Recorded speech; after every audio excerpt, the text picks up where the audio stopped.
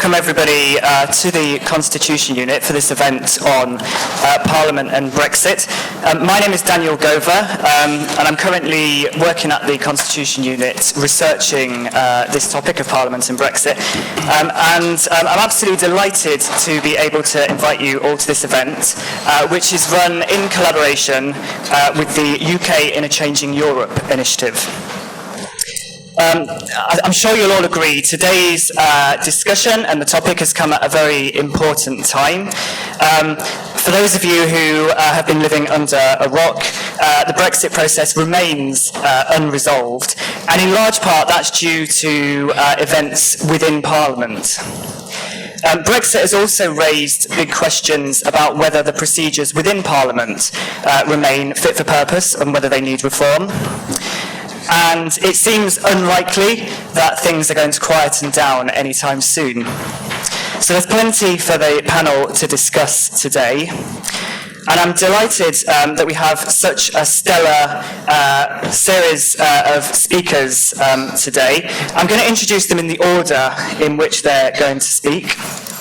Firstly, here on the left, we have Professor Meg Russell. Meg is Director of the Constitution Unit here at UCL and recently was awarded a 3-year fellowship by the UK in a Changing Europe to study Parliament and Brexit.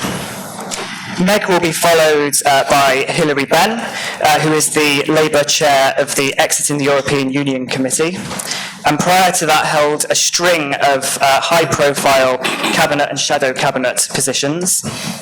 Next we will have Chris White, who is a Managing Director at Newington, and before that was a Special Advisor to Conservative leaders of the House of Commons and to a Conservative Chief Whip.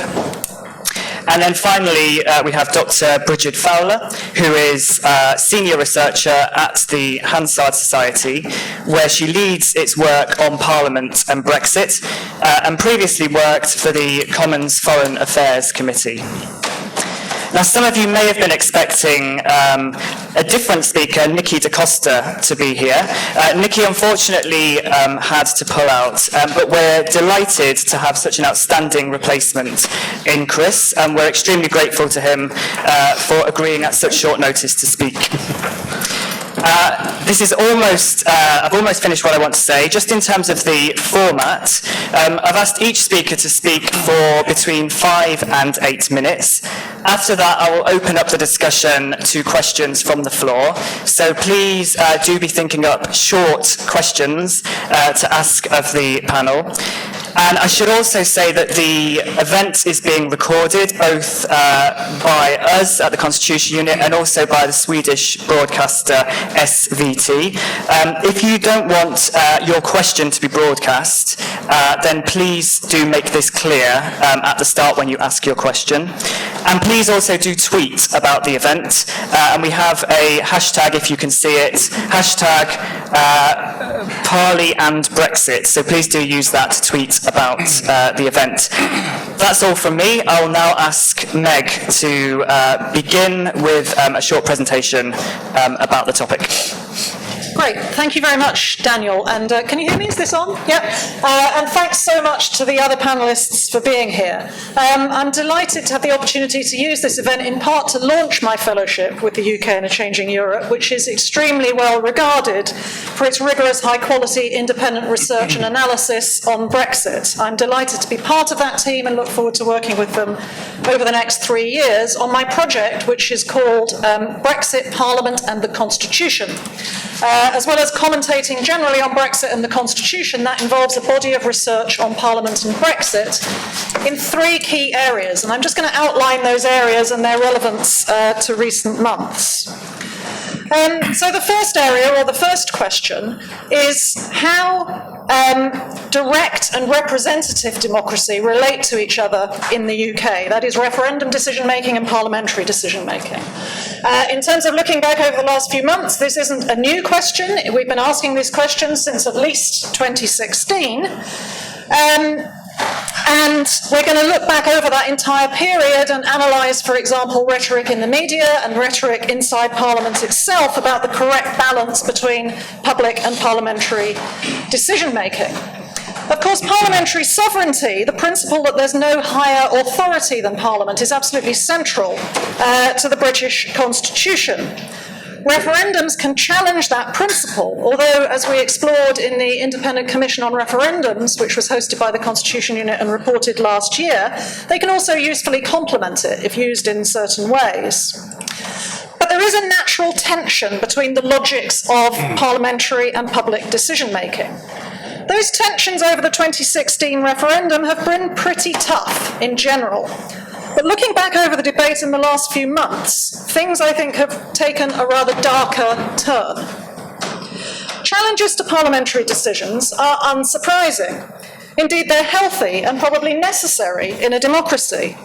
But challenges to Parliament's right to sit, the recent debates on prorogation, are something I frankly never expected to see.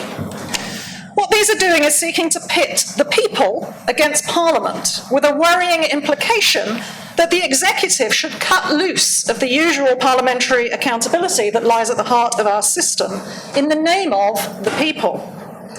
To illustrate this, here's an example very close to home.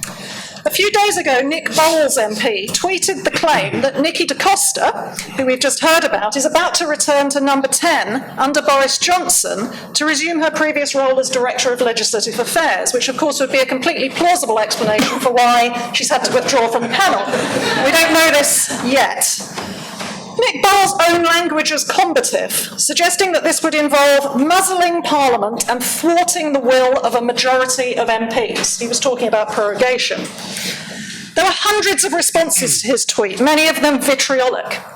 Among the more repeatable were these. Sounds like a great appointment. Thwarting the will of a majority of MPs? How about thwarting the will of 17.4 million people? Secondly, when will you get it? Your will no longer matters as MPs. The will of the people does. Thirdly, nothing MPs like more than thwarting democracy. And last, you are proof that the British parliamentary system needs tearing down. Of course, what we're talking about is potentially proroguing Parliament to avoid MPs being able to vote against a no-deal Brexit. This idea was propagated by some pro-Brexit MPs themselves. This not only aligns the executive will with the people's will, both of them set against the will of Parliament, it aligns Brexit with no deal, which of course was not the prospectus offered at the referendum, and which is widely anticipated to be damaging. Some pro-Brexit MPs are clearly worried by this talk. Former Commons leader Andrea Leadsom has said of prorogation that trying to do something that shuts down our parliamentary democracy would be entirely wrong, while last week Bernard Jenkin referred to it as unconstitutional. Even when I bid for the fellowship, I didn't imagine that tensions between direct and representative democracy would take us to this dark place. But it's one thing we'll explore. My second question is about what Brexit teaches us about the power of Parliament and how it's exercised, particularly with respect to the executive. Much of my recent work, as some in the audience will know, has looked at how Parliament exercises its power over government policy, including work that I've done on the select committees and with Daniel on the legislative process. It's concluded that Parliament is, firstly, much more powerful than is often assumed, and secondly, that it exercises its power in a range of subtle ways. If anybody thought Parliament wasn't powerful, of course, Brexit may well have already disabused them of that thought.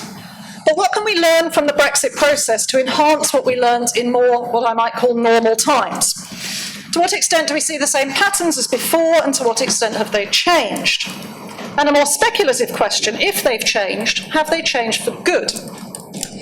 In looking back over the last year and more, we do see some familiar patterns.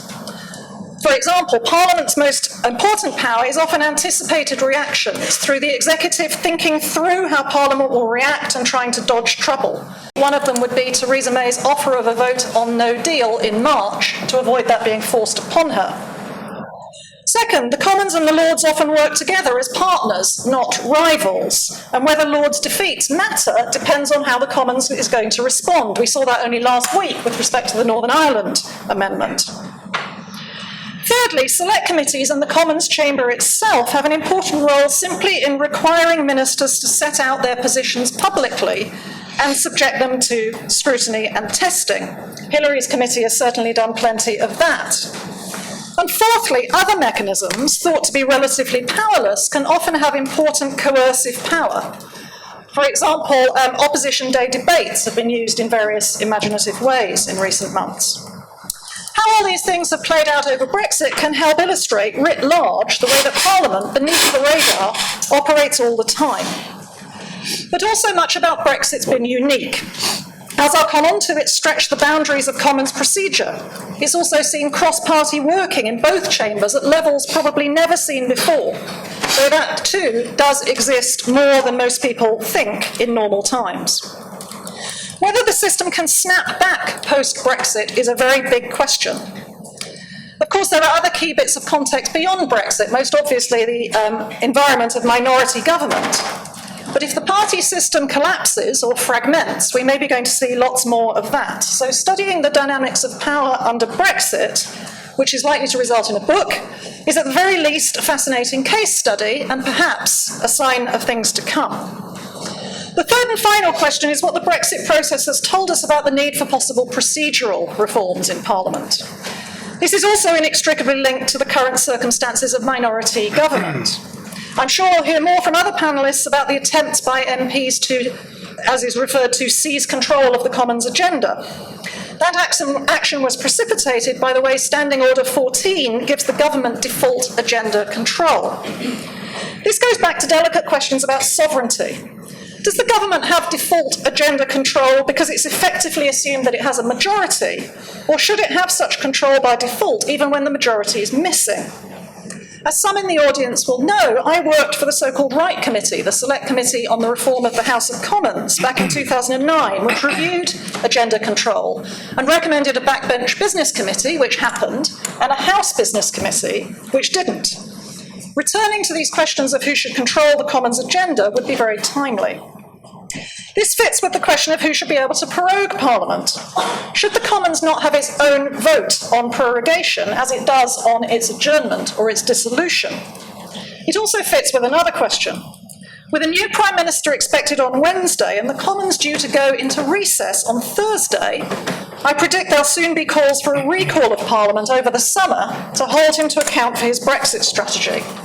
Daniel and I explore that in a blog post which is due for publication on our blog tomorrow, pointing out that MPs don't control recall either, though there may be workarounds. So those are my 3 questions for the fellowship.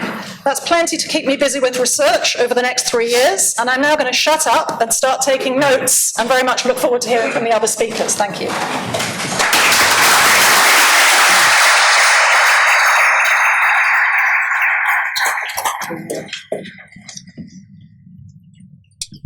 Thank you, Meg. I'll now hand over to Hilary Benn.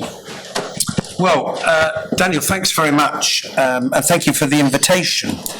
I was just contemplating the prospect of Parliament coming early to scrutinise the new government's Brexit strategy. That does assume that there is a strategy which will reveal itself during the course of the summer. Look, Brexit remains a complete and utter mess, and the country is in a very difficult position, and the word crisis, which is overused sometimes, certainly applies in current circumstances.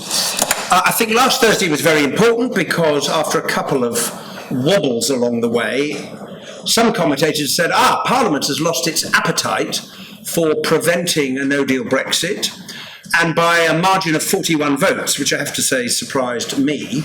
Mind you, when you have full cabinet ministers abstaining and a minister resigning for the government to come into your lobby, it tells you something. It's not quite an anti-prorogation measure. It's don't even think about it, because if you do prorogue, we'll be back. That's what the amendment does, although, interestingly, if a Northern Ireland executive were to be formed and the Northern Ireland bill then falls, well then that provision no longer applies. But look, my view on prorogation is very simple. It would be so outrageous, so scandalous, so awful. Well, I'll be part of a very large group of people that will be sitting in the House of Commons debating and voting regardless of what the Prime Minister has sought to do. I don't think it will happen myself. What might happen? Well, there's a number of options. The the new Prime Minister is clearly going to spend the summer interrupting the holidays of other European leaders to try and get some kind of deal together. He will either come back with a deal, which is then put to Parliament, and it is not absolutely impossible that the new Prime Minister might be able to get something through. The one area I think he could pursue is, how do you persuade people the backstop is never going to come into effect? Well, one way of doing that would be to say to the Europeans, look, the current transition as envisaged in the agreement will run to December 2022. What do we do if we haven't reached an agreement by that point in our future relationship? Would you be prepared to prolong the transitional period? And if the EU27 were to say, well, in those circumstances, we would be willing to do that, it would allow a Prime Minister to come back and say, look, folks, I've guaranteed we'll never go near the backstop, because in the event that we haven't reached a deal, the transition would be prolonged. Now, that may be unacceptable to certain members of the ERG, but it depends what it is about the deal that you hate most. So a deal could possibly go through the House of Commons.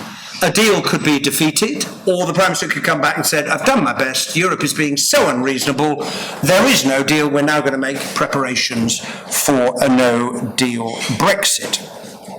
Now, in either of those cases, a deal comes back and is defeated, or the Prime Minister doesn't even put one to Parliament, it's quite clear there's a majority in the House of Commons that doesn't accept the idea that we should leave the European Union without a deal. And indeed, as Boris Johnson himself said in the summer of 2017, there isn't going to be no deal because we're going to get a great deal. Well, I think we intend to hold him to those words, and I certainly argue that there is no mandate from the 2016 referendum for a no-deal Brexit, because the proposition was never put by the Leave campaign. However, there's a goodly percentage of the British public who now want a no-deal Brexit. The way the polling has moved is both alarming and interesting. What are the mechanisms available to Parliament to say we're not leaving without a deal? Well, one is to have a vote, and it's an interesting question if the House of Commons voted, and the last time we had a vote specifically on whether we should leave with no deal or not was during the series of indicative votes, 27th of March, in favour of leaving without a deal, 160 votes against 400. That was the vote in the House of Commons. So could a Prime Minister, if the House voted to say, whatever happens, we're not agreeing to leaving with no deal, just say, pah, I'm paying no attention to you, I'm going to run down the clock, sit here, bang, 31st of October, we're out. Discuss. Well, that would certainly be a political and, in my view, a constitutional crisis. The second option is to try and repeat what we did with Yvette Cooper's bill. There are a couple of routes in. Opposition day is one, but I doubt very much whether the new Prime Minister will give the opposition an opposition day between the return in September and the 31st of October. The other is to use Standing Order 24, where with a little flexible interpretation and the goodwill of the Speaker, in the jargon, you use that to book a slot, you use the slot to move a business motion, you use the business motion to tee up another day on which you pass legislation.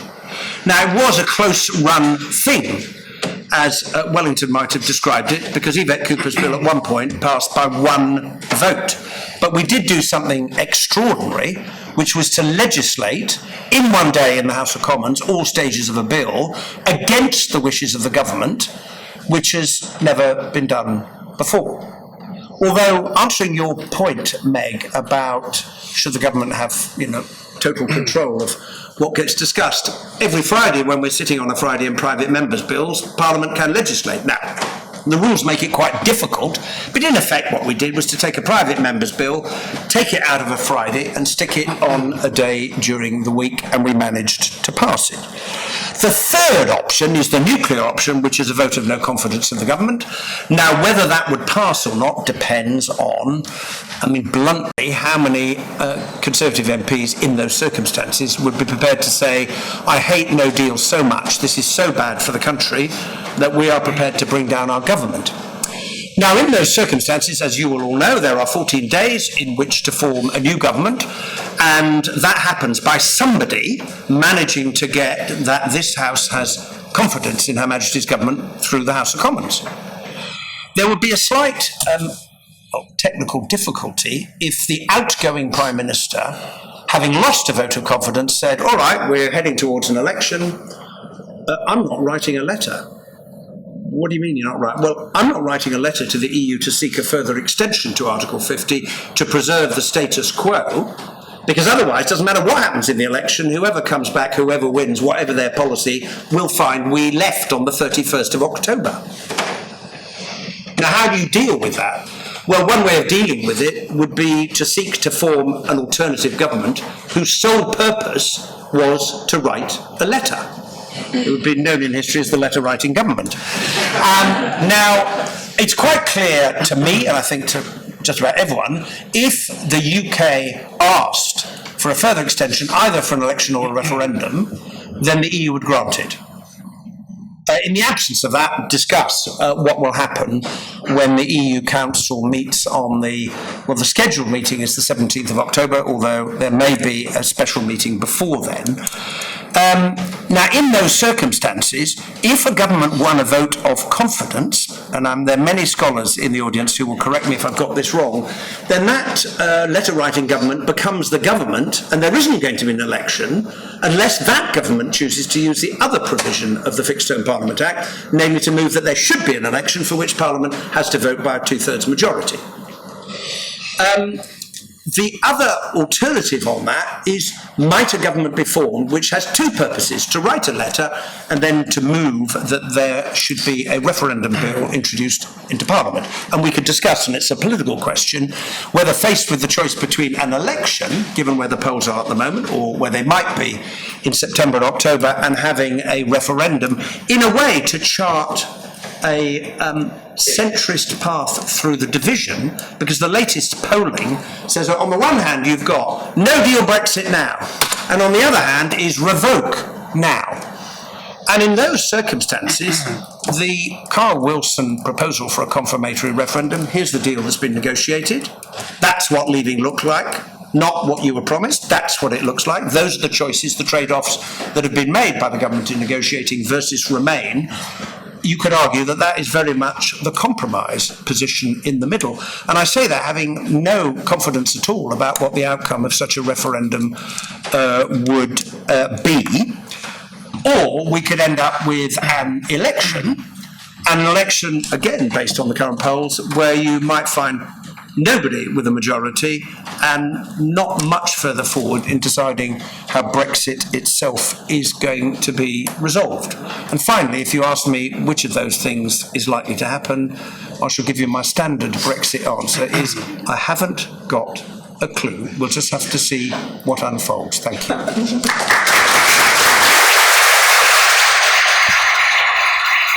Thank you. I'll now invite Chris White to speak. Thanks very much, Daniel, and a pleasure to follow Hilary, Benn. And I think I want to start off by talking about some positives, because I think the work of the exiting EU committee in scrutinising the government, speaking as a former government special advisor and as a Conservative, but I can understand and appreciate the work that's been done, and also the other procedural innovations that have happened in recent months. For example, the procedure committee recommending and the government establishing the sifting committee for statutory instruments, which has done a significant amount of work in getting no-deal secondary legislation ready for scrutiny. I think where things have sort of become quite tense over the last few months is we've sort of seen the procedural understanding and usual channels break down over the last few months, where both sides have kind of taken a look at what's happening and decided, I think, to try and test the rule book to destruction.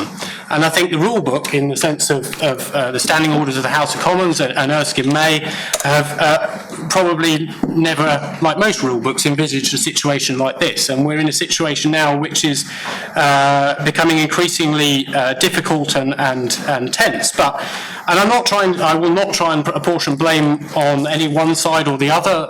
I think it's worth looking back at some of the points, the delay of the first meaningful vote, the collapse of pairing by the government with the official opposition, the government decision to ignore opposition day debates, all of which contributed, I think, to that breakdown of goodwill, where the government was refusing to play ball. And in turn, I think that led to a series of pitched battles where you have, as Meg alluded to, the humble address on the legal advice, the capturing of government time, as Hilary's explained so well, in terms of disapplying Standing Order 14, and the indicative votes process. That said, whilst the MPs managed to pass a bill on very tight times, or very tight votes, ultimately on the indicative votes process, the House was unable to come to a view on what it wanted to do. I think there was something like 15 votes, and every single time the House rejected something, and the only thing it sort of agreed on was didn't really want no deal, but that's not really a way forward, in the sense that the legal default on the 31st of October remains no deal. And I think all of this has, for the long run, not so necessarily now, but has some really serious implications for what happens in our system of parliamentary government. And I think it's the work that Meg and others are doing in this is incredibly valuable, because we're now looking at a situation, as Meg has described, where the government's considering how to use its own prerogative powers without recourse to Parliament, and that may be around prorogation, and we've already seen some talk earlier in the year around possibly refusing to give royal assent to legislation passed by MPs. And I think there is a general I think from my point of view, certainly there is a general need to step back from the brink and try and come to a solution that can proceed on the way forward, but I'm not very hopeful that will happen. Before I come on to talk about some of the options that Hilary's talked about in my crystal ball gazing in the way forward, I think I want to touch on a favourite topic of mine, and I think most people who follow me on Twitter know that I'm no fan of the Speaker. However, I do want to say it's undeniable that he has sought to uphold the rights of the House versus the Executive, and I think therefore I don't seek to criticise that. What I seek to criticise over the next couple of points is around his impartiality, and certainly a number of Conservative MPs feel that his chairing of debates and his decisions in the House are biased. And I point to two things. The first was around what I call in the parlance grieve one, the first meaningful vote around the ruling on forthwith. And I'm trying to make this as simple as possible, but essentially after the initial debate was postponed before Christmas, there was the continuation of the debate, and the government sought to move that the motion be continued. And essentially forthwith means that it happens without debate and the vote happens immediately. And under the rule book of the House of Commons, Standing Orders Erskine May, there should not have been any amendment tabled. And everything that has happened over the last few months has sort of, the daisy chaining of let-win days, as I call them, has sort of stemmed from that point. And I think it was incorrect of the Speaker under the rule book to allow an amendment. That's not to say whether I agree or disagree with what's actually happened. I'm just saying that as a point of procedure, that was not correct. The second point I'll look at is around meaningful vote 3. At the time, back in I think it was March, the government was looking at ways to sort of get round the fact that you couldn't put the same question in front of the House on more than one occasion. And the government sort of sources started to put out, we'll do a notwithstanding motion, essentially a motion which allows the House to disapply the standing orders and to say, look, we understand that this rule exists, but it's effectively we'll just ignore it. As long as the House agrees that we can ignore it, then we can have another vote. Now, it may have been that the government would have lost that vote anyway, but the Speaker stood up and effectively said that he should not allow any situation where the government would be able to table a notwithstanding motion, and that he would refuse to allow the clerks in the table office to accept such an amendment. Now, my understanding of speaking to several procedural experts is that there is nothing in Erskine May that would allow that to happen. The only thing that was pointed out to me by a source which will remain nameless was that on page 62 of Erskine May, the Speaker may decline to propose a question on an irregular motion. Now, I would say that notwithstanding motions are not irregular, namely because on the very same day, the House passed a motion which said, quote, notwithstanding the practice of the House, any motion on matters that have been subject to a prior decision of the House in the current session may be subject of a decision. That was relating to the indicative votes process. So my point is that essentially, if you are going to allow a notwithstanding point on with relation to the indicative votes, why could you not allow the House to make a decision, a vote, on the same thing with relation to the government? So on the Speaker, I would say that I would hope in the future his rulings would be scrupulously fair. Where next? I think Hilary's eloquently talked about some of the options from MPs, and I think I'll just raise some, I think, issues that may need to be considered. The first, I think, on the vote of no confidence, I think clearly it is that, there's been a lot of what I would call incredibly complicated schemes to stop no deal, including amending the Northern Ireland Executive. I think it's still a bill, isn't it? It's not received royal assent yet.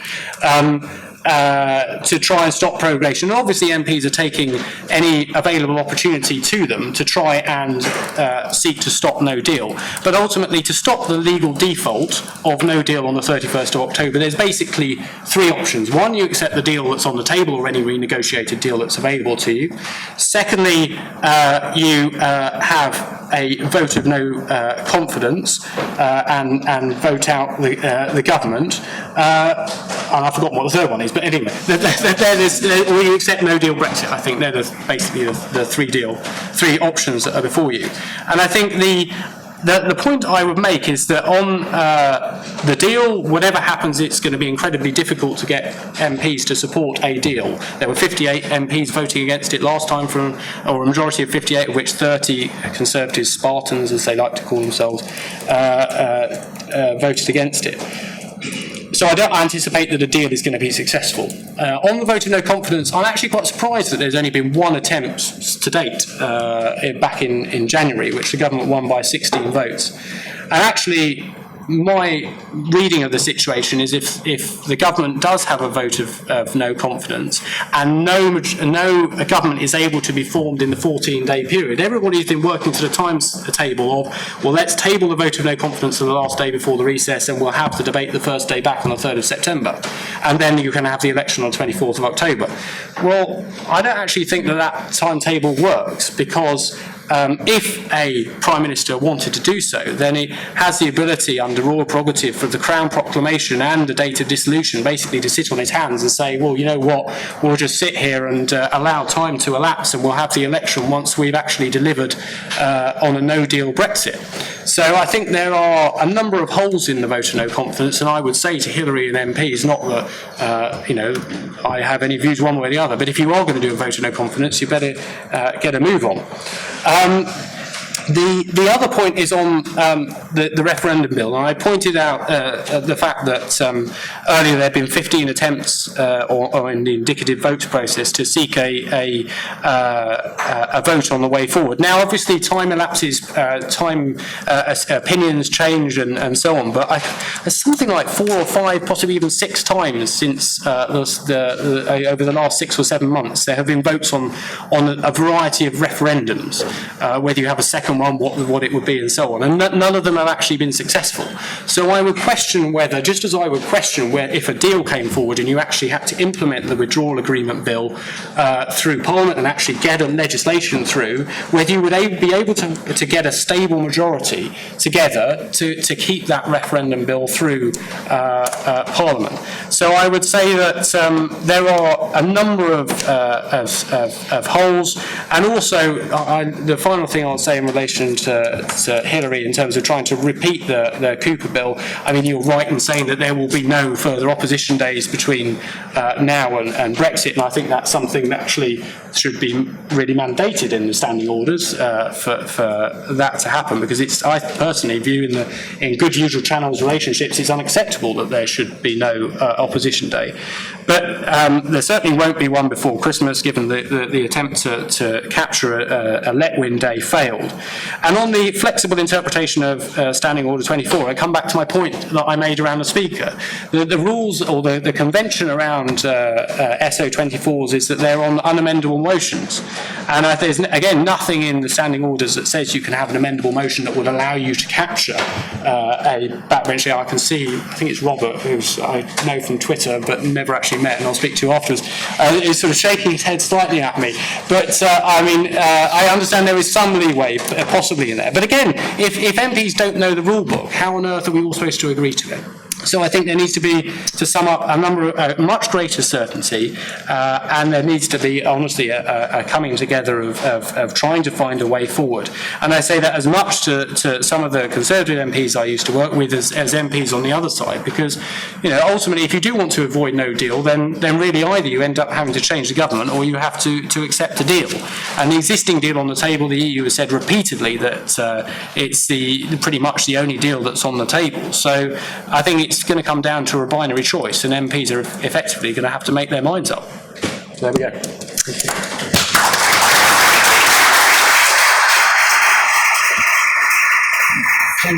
Thank you, Chris. And our final speaker is Brigid Fowler, who I'll invite to speak now. Thank you, Daniel, and thanks very much for the opportunity to speak today. I took this idea of marking Parliament or giving Parliament an end-of-term report. I took it quite literally. And in thinking about that exercise, 4 things came into my mind. And I'm afraid the first 3 of them are before you even get to talking about Brexit, so I will try and get them through quickly, but I hope they will allow us to broaden the discussion back out again. The first point that came to my mind was the issue that always comes up when you get academics talking about Parliament, i.e., what is it? What is it that we are trying to mark? Are we sure it is an it, or is it a they? So when we're just thinking about what you've heard today, we've heard about what MPs have been up to, we've heard not so much about what peers have been up to, there's the advice that the clerks have been giving, there's the whips, there's the other staff, there's the select committees, there's the state of the building, if we're thinking about Parliament as a whole. So there's this whole collection of things that go to make up Parliament when we say we're going to mark it. I would in particular like to put in a word for the Lords, not just to curry favour with Meg, but of course. I do feel that throughout quite a lot of this discussion, when people have said Parliament, what they've in fact meant is the Commons. And if I had to pick one, I would say that in some respects the Lords is actually doing a better job, and we can come back and discuss some of the reasons why that might be. I'd also like to take the opportunity, since it is nearly the summer holidays and we're on the record, to give a shout out to the staff, the parliamentary staff, because many of them in the Brexit facing roles are subject to the same kinds of pressures of workload and uncertainty as a civil servant have been. And I just wanted to remind everybody about this little episode when a named Commons official found himself on the front page of the tabloids being accused of conspiring with Dominic Grieve. That was at the beginnings of the whole what became the Cooper Bill process when those first bills were floating around. The second thing that came into my mind is an obvious point, which is it fair to mark Parliament per se without taking into account what in a school or a teacher-pupil relationship might be called extenuating circumstances in its wider environment. So is it Parliament's fault there isn't a House of Commons majority?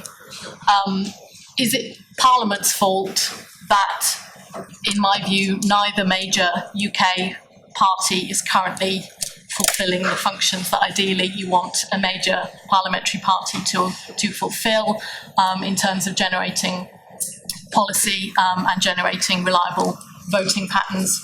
And there's also the state of the cabinet and cabinet government, which I think we can all agree is not going well. Tell us what you really feel. So I think an awful lot of the discussions that I've been having and with people, and many of them in this room, are about how much of what is not working well has been down to the nature of the Brexit issue, and how much of it has been to do with other things, or how much has it been to do with Parliament, and how much is it to do with other things. The third thing I wanted to just flag is who is doing the marking. We're all sat in this room, sort of people probably pretty well informed, people who are interested in Parliament. I do think it is important to remember about the public out there. As some of you may know, the Hansard Society does an annual opinion survey called the Audit of Political Engagement. Our most recent one, which was published in the spring, found that opinions of the system of governing, this is GB, we don't do Northern Ireland, but opinions of the system of governing in Britain are at their worst in the 15 years that we've been doing the survey. So they are now worse than at the time or in the aftermath of the expenses scandal a decade ago. So can you see all right? This is our headline measure of satisfaction with the overall system of governing. The red line are people who are broadly not particularly happy. The green line is people who are broadly satisfied, and you can see the uptick at the end. This polling was done right at the end of last year in December. When it comes to Parliament, this was a straightforward: how much confidence in these actors do you have to act in the best interests of the public? You can see that Commons, peers, government, political parties not doing particularly well, although not as badly as the press and business.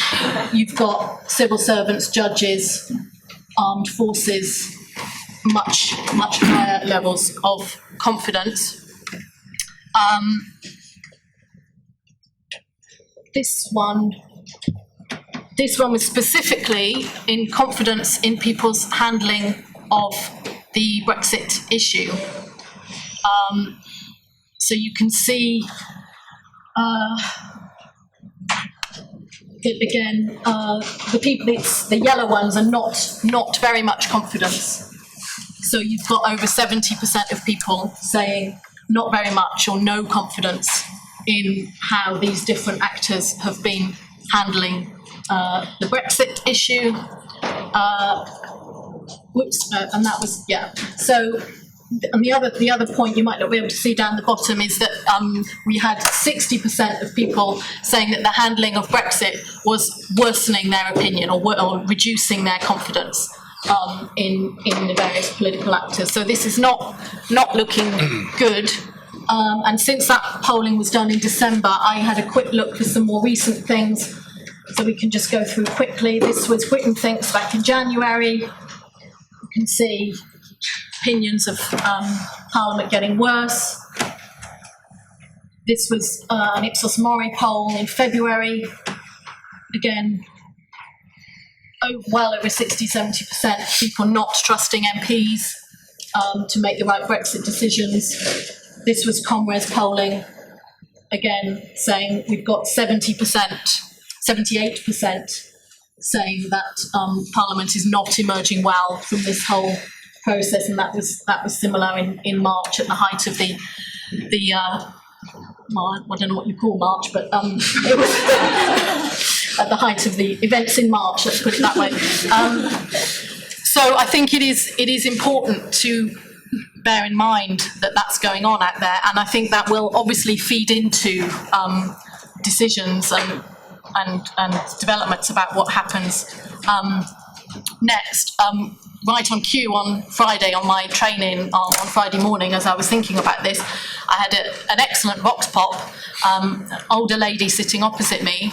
She was reading about the Benn amendment that had gone through the previous day about prorogation, and she looked at the newspaper and she said, they deserve to be prorogued. So, I mean, they deserve to be prorogued. Oh, prorogued? Prorogued. That's very mild compared with some of the comments. I mean, in a way that's interesting because you've got a perfectly ordinary lady on a commuter train in North East London using the word prorogue for a start, but she was clearly not particularly impressed.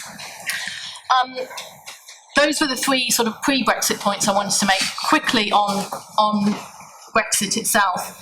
I agree with the points that Meg has made about the tensions between direct and representative democracy. If you're thinking about the school analogy, again, are we wanting parliamentarians to learn that sometimes they have to do things they don't want to do and they think are a bad idea?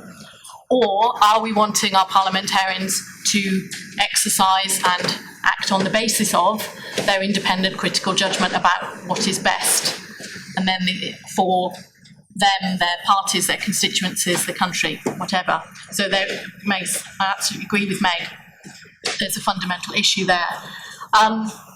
Just quickly, I wanted to flag at the end a couple of areas that the Hansard Society is working on in particular. One is delegated legislation, and the other is treaty making.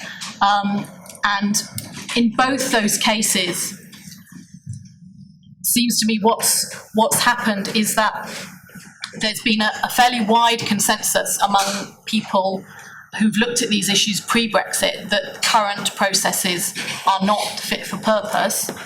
The question has been whether or not the Brexit process would prove the opportunity, would provide the spur to finally get some thoroughgoing reforms over the line in the way in which the expenses scandal proved the spur to get some reforms over the line 10 years ago. Both of these areas of procedure, people have been operating under the pressure of numbers, so there was an expectation that there would be a lot of statutory instruments to get through before Brexit, and that there would be an unexpectedly or an unusually large number of treaties to get through before Brexit. There's also been an awful lot of uncertainty over the scope of the task. I can say that Brexit has spurred some reform in those areas, which I'm quite happy to talk about. As Chris has mentioned, we have a sifting committee in the Commons now to look at some of the Brexit SIs. And on treaties, the Lords, as a purely internal matter without changing standing orders, they are now having treaties laid for ratification properly scrutinised by the EU committee. But both of these measures are sort of, they're not thoroughgoing, they're partial or they're temporary, and I think at most we can say it's work in progress, and we can come back and say some more about that. On the treaty front, I'll finish with the big thing. Not only have we been making up the rules to approve the withdrawal agreement as we've been going along, but the good news, of course, is that we have no idea what the approval process will be for future treaty or treaties that we might make with the EU after the 31st of October. So that whole job hasn't even started.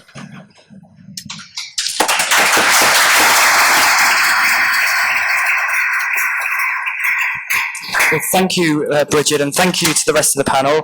Lots of issues raised, the tensions between direct and representative democracy, whether Parliament can stop no deal, whether procedural reform is needed, and things like the attitudes of the public to what's been going on in Parliament. So lots of issues to talk about in the remainder of the discussion. We have about 30 minutes for questions. I'm going to take questions probably in groups of 3. So if you have a question, if you could please raise your hand, and if you could make sure that it's short so that we can get through as many as possible. Okay, I'll start with Hannah in the middle. I'll then go to the back over there. Yep, and then to the very back at the top. Thank you.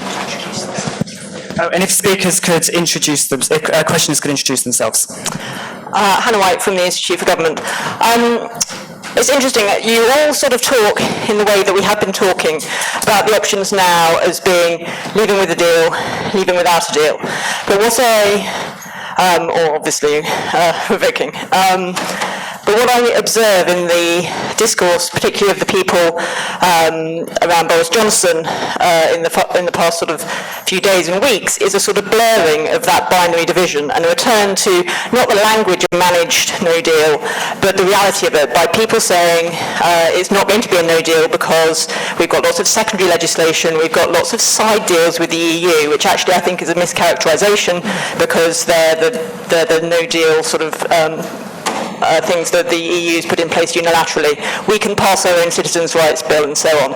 And saying, this isn't a no-deal exit, we're leaving with some forms of deal. And I wonder whether that's a strategy designed to try to dilute opposition in Parliament to a no-deal exit, and whether, particularly interested in Hilary's view as to whether that is likely to work, whether if that starts to play in the public as an alternative narrative, whether that might work. And then very quickly, if we did leave with no deal, I just wonder how Parliament would react on the 1st of November. Is Parliament just going to, at that point, say, well, we've got to deal with this situation, pass a whole lot of emergency legislation which is required in that situation? Thank you. And then at the back, yep. If you keep your hand up, where am I coming to? Thanks. Yes, it is, yep. Okay, thank you. My name's Chris Salmon-Purcell and I'm Clerk of Delegated Legislation in the House of Lords. A small technical point about Brigid and Chris's comment on the sifting process. I'm interested to hear you say you thought that was Parliament recognising that it should improve its procedures with regard to the scrutiny of secondary legislation. But surely it was simply a reaction to the very, very unusual situation that the government had a choice of procedures, and all it did was enable Parliament to simply recommend, and on an advisory basis, not a mandatory basis, whether or not it should be upgraded to affirmative. I'm not quite sure why that is regarded as such an improvement. Thank you. And the final question is over at the back. And while the microphone's making its way over there, I think when we take these questions, if we take them this way across the stage, so start with Meg and then work the way down to Hilary. Okay. Thomas Angel from Newington Communications. I just want to pick up on the point about Brexit being a spur for reform. I wondered if you could expand on the form you think that reform might take, and whether you could also comment on what you think the future of direct democracy in the United Kingdom is. Great, thank you. Okay, so Meg, would you like to go first? Okay, well, I think that last one is mostly for me. On the first one, which is primarily for Hilary, I don't know what he's going to say, obviously, but I would just throw in that I would kind of hope that in the coming months we are going to hear more about what no deal would look like, not just economically and so on, as we've been talking about quite a lot, but procedurally. And the fact that we'll be in a very different negotiating environment if we get over the line, perhaps without having paid our exit bill. And in answer to what will Parliament be doing from the 1st of November is it will be dealing with that situation one way or the other. On the form reform might take, I think this is, this is a really difficult time when we don't know what's coming around the corner next week. I mean, those of us who were taken by surprise by Grieve 1, who were taken by surprise by the amendment on the Northern Ireland Bill, who knows what's coming around the corner. But I certainly think if there's a time when the dust is going to settle, and heaven knows when that's going to be, I think we have to have a really long, hard look at the logic that governs how Parliament manages its time. Because I think there's a whole series of things, and Chris referred to another one, which actually is another one that's on Daniel and my list for thinking about over the summer, about the granting of opposition days, and that being in the hands of the government having the control of prorogation, of recall, of, despite what Hilary says about, of course, the exceptions in Standing Order 14, such as private members' bills and opposition days, that on a normal day of the week the government has a great deal of control over what gets decided and the rights to propose motions and so on. I think all of that needs looking at. how that gets done is a bit of a conundrum, because I think it depends where the politics settles. You know, if we have a major shake-up and we've got some kind of new coalition of who knows what political parties are going to be existing in a year or so's time, you can imagine there might be a big parliamentary commission or an inquiry or something into that. For the moment, I think that those of us who are on the outside actually need to start doing some of that thinking in preparation, which is in effect what I did before the Right Committee happened. I published a report in 2007 that ended up getting picked up, and somebody said, I think Chris said, that reforms don't always follow in a kind of logical fashion from the preceding events. Sometimes you need an agenda for reform ready to seize the moment when it comes, and I think there will be a moment coming. I don't know when it's coming, but I think we need to start getting our agenda together. Okay, Brigid.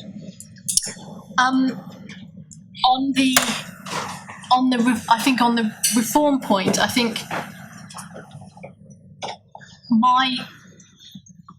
my concern would be, or the issue about that might militate against there being a moment for reform is that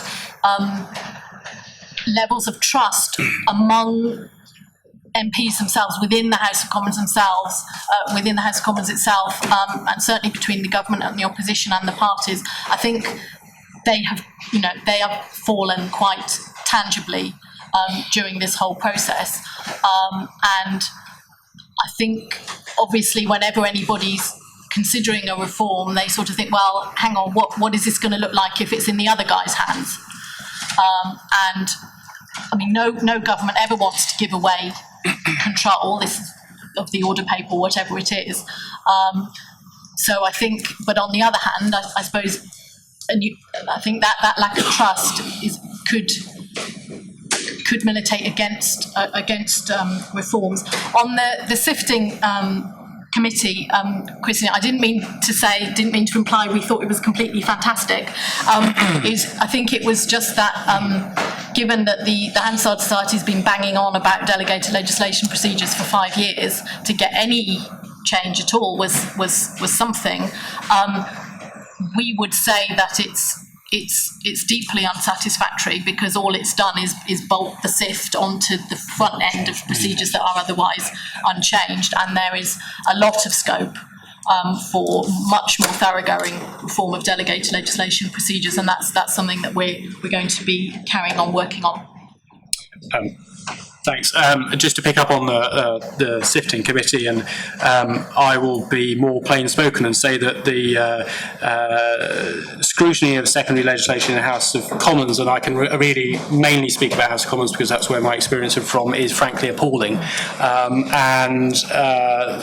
Having seen it from the inside of the Whip's office, where we're always sending MPs notifications saying, will you sign up and be on this SI committee? And they'll say, do I have to do it? And I said, well, yes, you do, unless you find someone else. And then you go around begging favours, and everybody goes into a committee and just sits there or signs off papers, and it's not fit for purpose. And I think absolutely the process needs reform, and the reason I sort of mention it is in the same vein that Brigid did, is that I think ahead of Brexit everybody was anticipating this vast deluge of SIs, and finding a way to limit that and flag which ones were really important, I think has been an important stopgap, but it is absolutely only a stopgap, and it really needs to be looked at properly. Hannah, talking about blurring the no deal, managed no deal, I'd hope that most MPs are not going to sort of fall for that kind of talk. I mean, I think essentially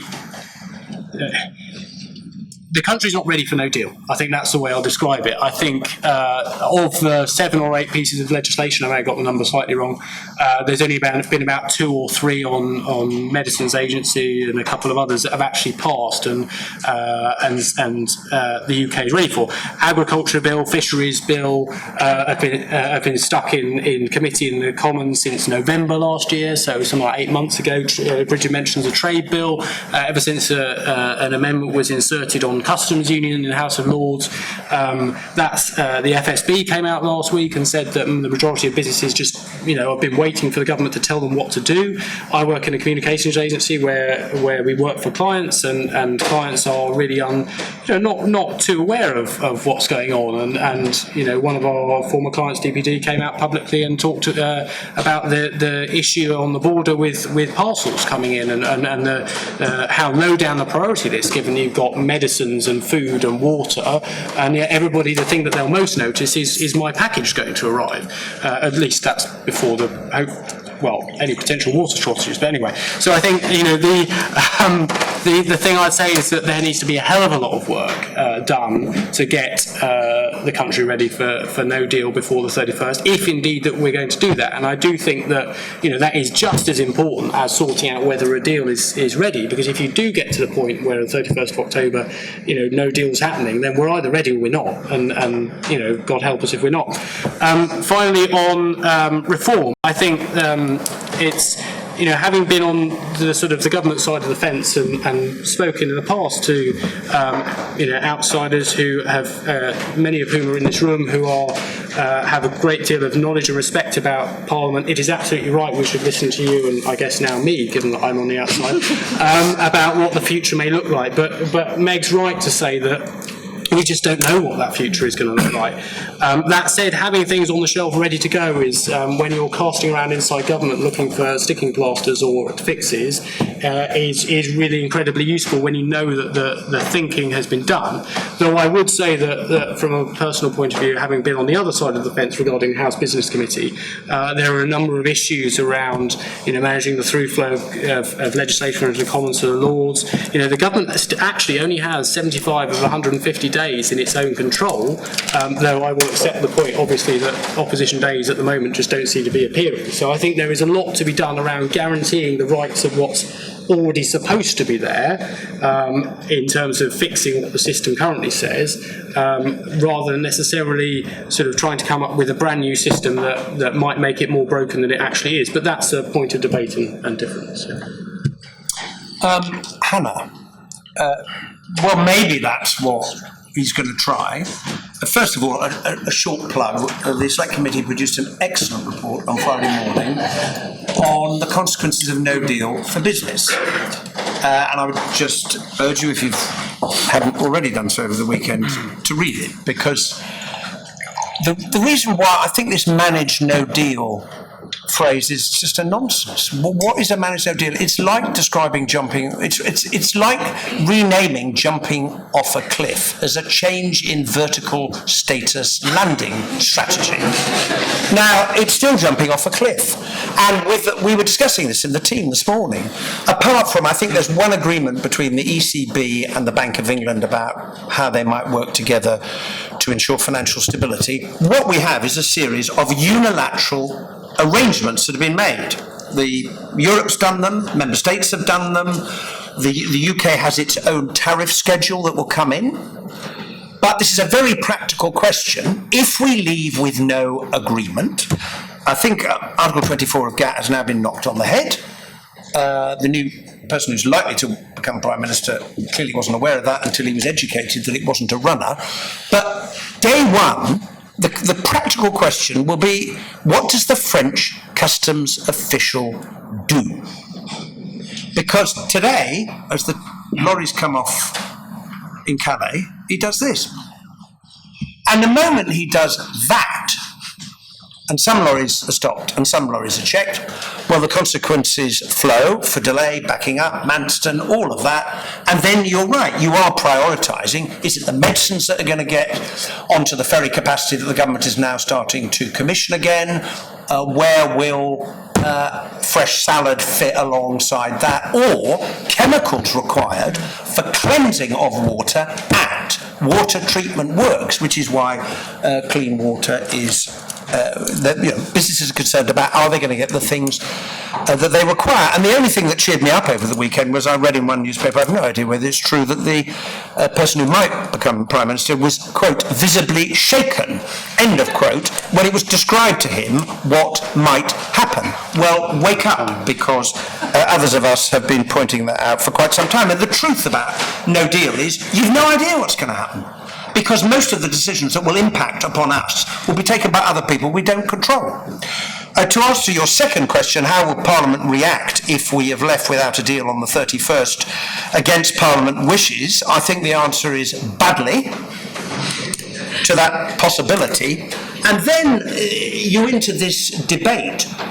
The Brexiteers seem to think that Europe will come and sue for peace really quickly because we can't stand the consequences of no deal. I'm afraid I think that is fantasy. Much more likely if the consequences are bad and difficult. After all, if you're a sheep farmer suddenly facing tariffs of about 50%, your market in Europe is going to disappear. And indeed, the candidates for the Tory leadership have acknowledged the damaging economic consequence of a no-deal Brexit, because they've started promising in the last 3 weeks to spend a load of money to compensate the farmers for the cost of the 50% tariff, which kind of makes the point that a no-deal Brexit is economically damaging. So we have moved on a little bit from what's the problem, it'll all be fine, we're Great Britain, we can manage it, which is not a policy, it's a wish.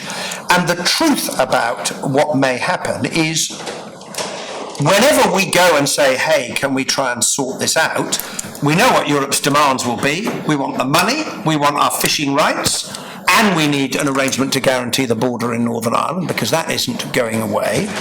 And the interesting question, which we need to look at in more detail, is, so what kind of deal might that be? And since Article 50 will have come to a conclusion because we will now become a third country, then, as I understand it, it's a deal that would have to be done under Articles 217 and 218, which requires every member state and potentially every parliament. Now, what is every parliament in the European Union going to think about a deal that the government here might wish would end up giving us the things that we've turned down in the withdrawal agreement? So there's a reason why the House of Commons, by majority, is so opposed to a no-deal Brexit. And it's not because by repackaging it as something called a managed no deal, it will be cosy. It won't. It will be disastrous for the economy, and which is why the Chancellor has announced he's going to resign, because he's told the truth. And after all, he's the one who does the numbers. Thank you. Okay, we've got about 15 minutes left. So what I'm going to do is I'm going to take a few more questions. If you could raise your hand if you have a question. Okay, I'll take the two in the middle there, so the man with the white shirt and then the man in front with the blue shirt. And then the man here as well. And here at the front as well. So take four.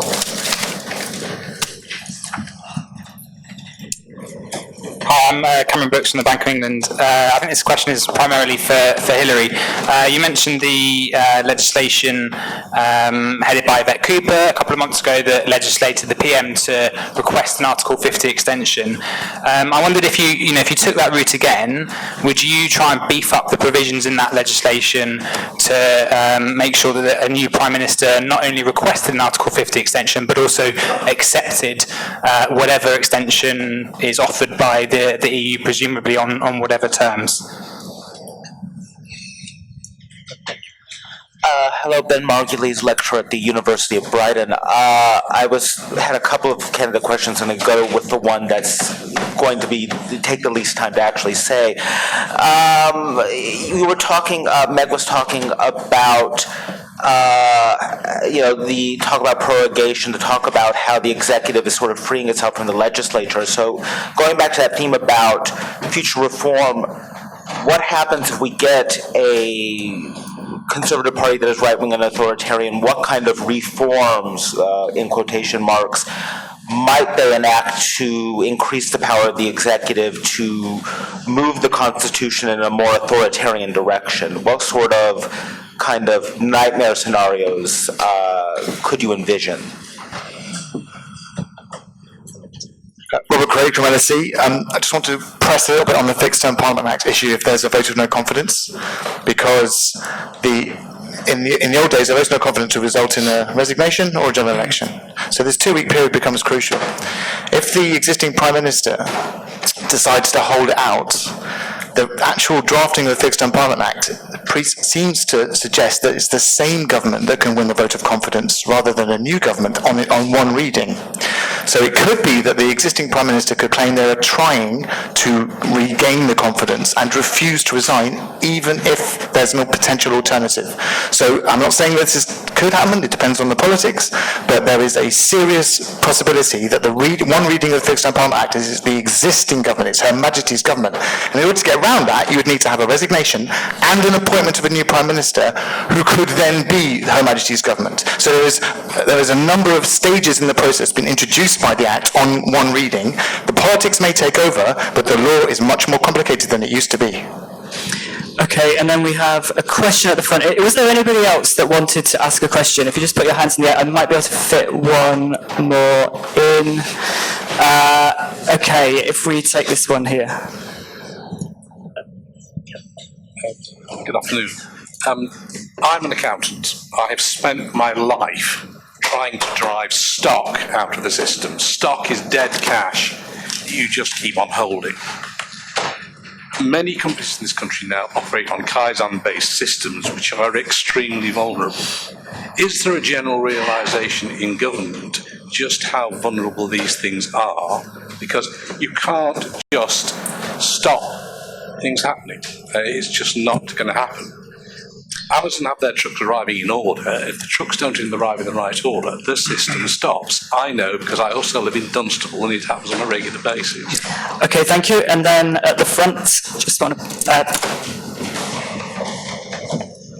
Hi, I'm Louise, currently doing my A-levels. I seem quite out of place here, but glad to be here. I want to ask that earlier there was mentioned that there was a lack of unity in the Conservative and Labour Party, but correctly mentioned by Ms Fowler earlier that the parties, major parties, aren't adequately fulfilling their role as you see them to fulfil in Parliament. So what do you think should happen for them to be more functional? Or is it time for smaller parties to step up to the plate, given that they have a high probability to do well in the next general election? Thank you very much. And if we take the questions in the opposite order, obviously we've had a lot of questions, so feel free to just answer the ones that you most want to answer, and hopefully we'll cover everything as we go. So if we start with Hilary and then work the way back to Meg. Well, so your point about trucks and stock is extremely well made, because take the car industry, their warehouse is a truck. It's thousands of trucks every day, and they're not just in time, they're in sequence, because most cars are bespoke, and you need the right set of wheels for this car, and the right colour, and the right sat-nav, and the right type of seat, and the next one's going to be different. And that's why the motor industry is so worried about the impact of this, because the moment you put a delay in the system, the whole thing falls apart, and it does so extremely quickly. Never mind, cars will face a 10% tariff. Why would you in the long term make cars in Britain to sell to Europe when you face a 10% tariff? The answer is you wouldn't. And so the British car industry, which has been a great success story, could be going down the pan if people get their way. On the first question, well, it's a very good question that you ask, and you'd have to make sure that the bill was drafted in a way that covered all of the possibilities.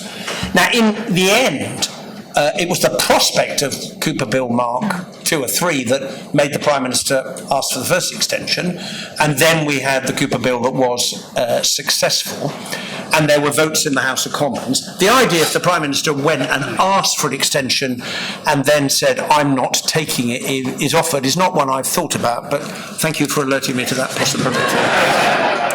And I will need to have discussions with excellent people. Can I just echo what was said earlier about the clerks of the House of Commons, who do an outstanding job, and if anyone could stump up for a new typewriter for the Daily Express, it would be much appreciated, because all their stories to do with Brexit, there's always one word that's in caps, and I think the caps lock is stuck on their typewriter, and it would improve my reading of their stories if I didn't have to read caps every single time.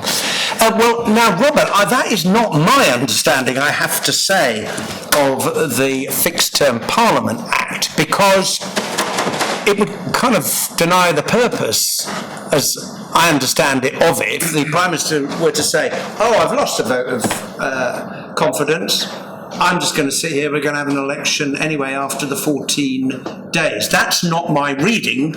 I don't know, others, much greater expertise, maybe this will be challenged in some forum as to what the Act actually said. I think if you lost a vote of confidence, you should get out of the way and give someone else a chance. I'll take that last point first. I think there is the Fixed Term Parliament Act is pretty clear. That it says that this House must have or has the confidence of Her Majesty's government. Sadly, I was involved in the drafting of it. It's a terrible piece of legislation, but that's beside the point. Yeah, sadly. The incumbent Prime Minister remains the Prime Minister until they resign. That's, this happened in 2010 when Gordon Brown, he stayed the Prime Minister even though the coalition negotiations are ongoing. So there must be essentially the drafters left it up to politics to decide. That's what Minister for Constitutional Reform Mark Harper said at the time. And politics will have to form a solution. There will have to be some form of process which we have not even discussed in the House of Commons, which will say, how do we prove that we have confidence? Either that, or the incumbent Prime Minister recommends to the Queen who to appoint, and the Queen will then summon that person. So, yes, I can perfectly see that possibility arising. Indeed, I anticipate it, and I sort of feel indicative votes are in the vogue at the moment, but I sort of see indicative votes potentially happening again, because otherwise, particularly if Hilary, you mentioned earlier about the potential of a rainbow coalition of including some Tories coming together. Well, how do you test what that is? How do you test the majority? You have to have a vote, exactly. So I think there will have to be something along those lines. Otherwise, it is entirely possible that the existing Prime Minister could attempt, or that the existing Prime Minister could turn around and say, well, I've lost, but this person in the Conservative Party who we summon at zero notice, potentially Jeremy Hunt or someone else, could go to the Queen, still the leader of the largest party, and have a go to win a vote of confidence. Any of these options remain open.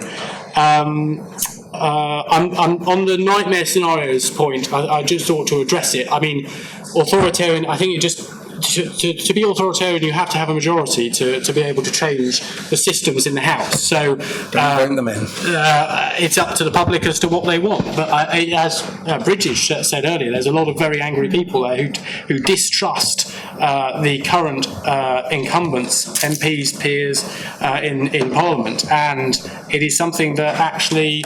The Brexit Party got a quarter of the vote share, or 30% of the vote share in the European elections. So it's not beyond the realms of possibility that we could see a big change. But then go back to 1983 or 6 or something, and the STP and not getting votes. And I think I won't talk about stock, but I actually agree completely with what Hilary said from the discussions I've been having with clients. And then finally, on the lack of unity in parties and not fulfilling their role and becoming more functional, well, we all live in hope. But I think the problem is that there are such diametrically opposed views in both main parties, on both wings, of about 30, and certainly in the Conservative Party, about 30 Spartan Brexiteers, and probably going to be around 30 people who are opposed to no deal at any cost. Then how do you reconcile that when the main issue of the day is Brexit?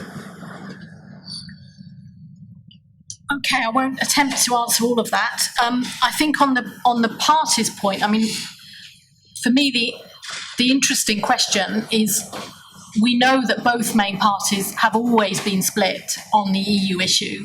For me, the interesting question, or one of the interesting questions, is why they are only finally splintering along those lines, as I think they might well be, after we've actually voted to leave, and the realignment didn't happen while we were still a member. And I think that must be to do presumably with the fact that this was not a salient enough issue for enough voters to have forced the split earlier, along with the effects of the electoral system as well.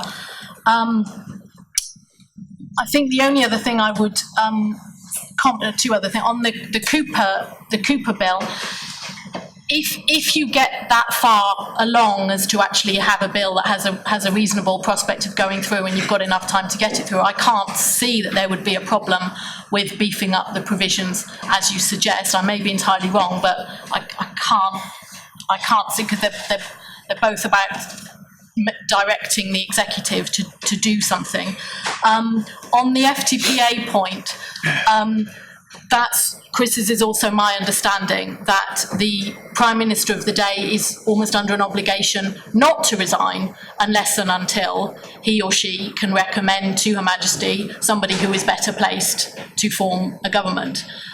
So in my interpretation, the Act does leave it open legally for the sitting Prime Minister to have another go. If other I would envisage that it would be something like, in fact, this is the Cabinet Manual talks about it in terms of being something like the situation you get after a general election that's resulted in a hung parliament, and you just get all sorts of negotiations going on. The sitting Prime Minister is still in post, you get various negotiations going on, and Nicola Sturgeon says, okay, I will give my 35 MPs to anybody who promises me a second Indie ref.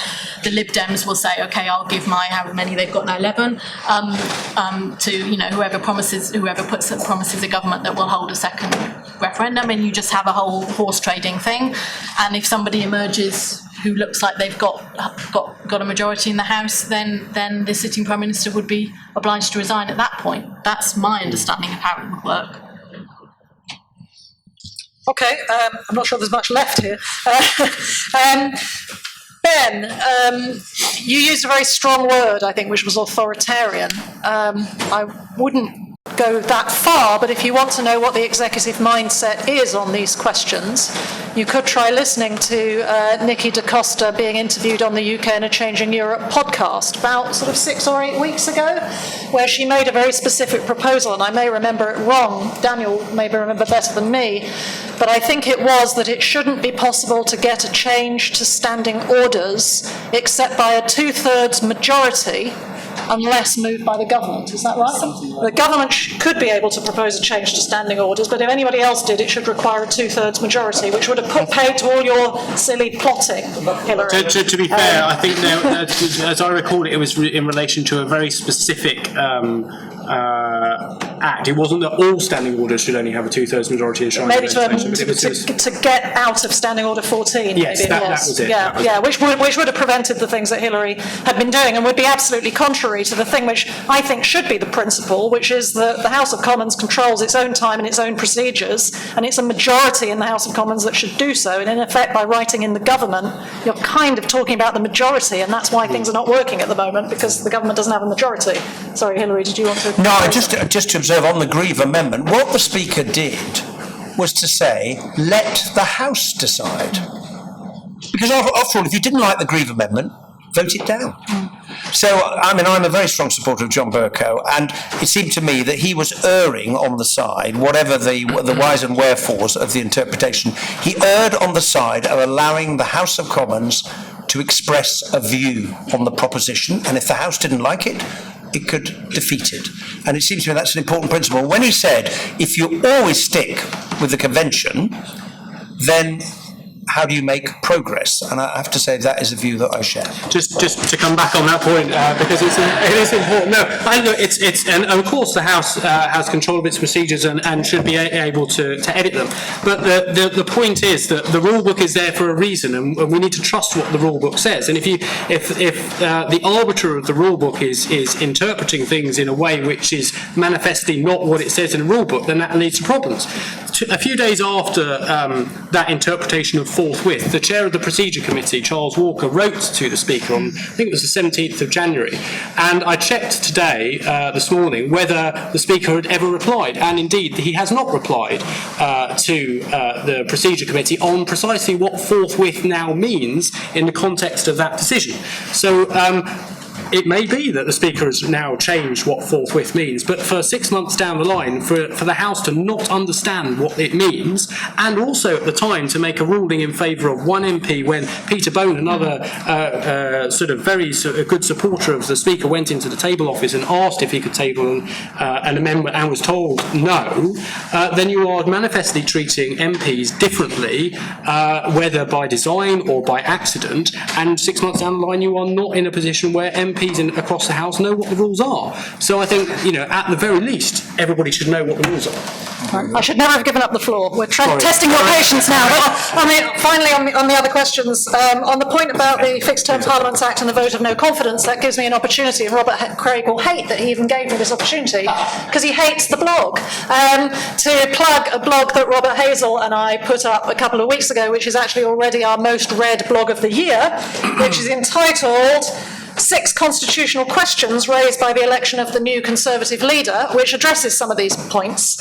Our interpretation was also that the Act as it is drafted only really provides for the existing government to have another go at getting confidence. And we consider whether, for example, let's say it's a Boris Johnson government and let's say they've been voted no confidence because he's pursuing no deal, whether he could come back and say, okay, folks, okay, I'll drop no deal and I'll go for an extension, vote confidence in me. That's a plausible scenario, I think, except that at that point he would lose another set of people because he'd lose the ERG.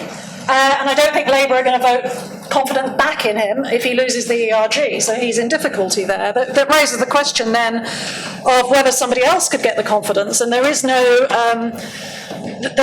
mechanism written into the Act for that, but we suggested that perhaps the House of Commons could use clever measures such as using a humble address to express support for somebody else, and if the House of Commons had expressed support by majority for somebody else to lead a government, then that would in effect force the hand of the Prime Minister to propose that person to the Queen. That maybe leads to the last question about party unity, because I think the comments about parties not doing what they really should are completely right. And I think that one of the really big challenges, the parties are fragmented. I've never seen a time like this before, when in effect they're not only divided, but there are people who are looking on in genuine horror in both of the main parties at the behaviour of the leaderships. And we've seen people resigning from both front benches this week, not just the Conservative front bench. And I think there is a question hanging over us as to whether come the autumn, if we can't get this sorted out, people really will come together at the centre of politics and leave party to one side in the national interest, and perhaps out of that comes somebody who could be put forward in such a vote of no confidence. But these are really, really testing times for people like Hilary, and I wish him the best of luck. Okay, we're now completely out of time, so I just have 2 final things to say. The first is, if you see behind me on the screen, there's the website for the Constitution Unit. Do sign up to our newsletter for information about future events and also for videos of past events, including a series from last week from the UK in a Changing Europe conference. And secondly, to give my thanks to you, the audience, for coming, for engaging, and also to the speakers for a really fascinating discussion. Please show your thanks.